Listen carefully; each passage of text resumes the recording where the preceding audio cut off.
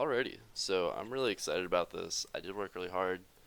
I'm just getting over the flu. I just got out of the hospital the other day. It's been an insane past week. I'd rather not go through that again. So, what I have done is I have replicated the calculator.net for calories. Um, it was a fairly simple design. I basically based it off of the uh, I guess it was the ideal weight calculator. I just felt like that was a great design to work off of. It was pretty much already in place. A smart coder reuses his own code. So it fell into place fairly nicely. I'll dive into it right now.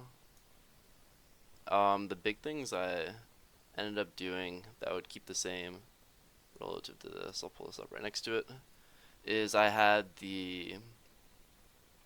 just kept the same kind of layout. I wanted to keep the same feel, but I liked how it would just kind of smush over like that. So I have everything fairly well cornered, and it spreads out pretty nicely to a good degree.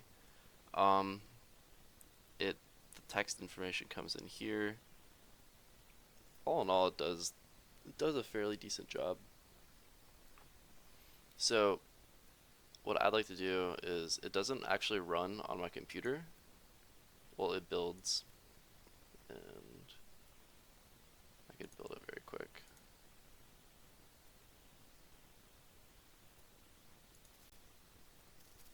It builds on the computer, but it will not run.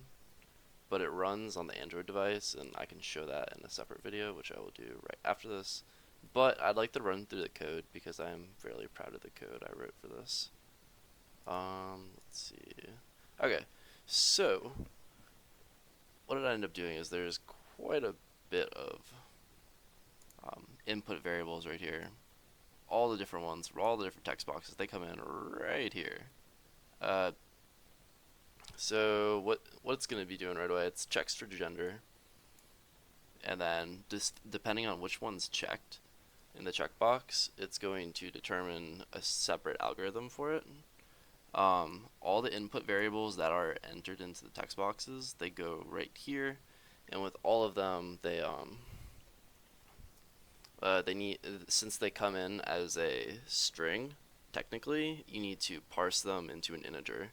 So I do a conversion method as well. The calculation I use, I have to get everything, all the feet into inches, because later on I have to calculate the inches into centimeters, so I gotta do another conversion right there. I also do the kilo pounds and the pounds and the kilo. Um, and then it's the body mass reader. So when we're going right into it, here it is for the male calculation, and I got this all worked out. And then same thing for the females.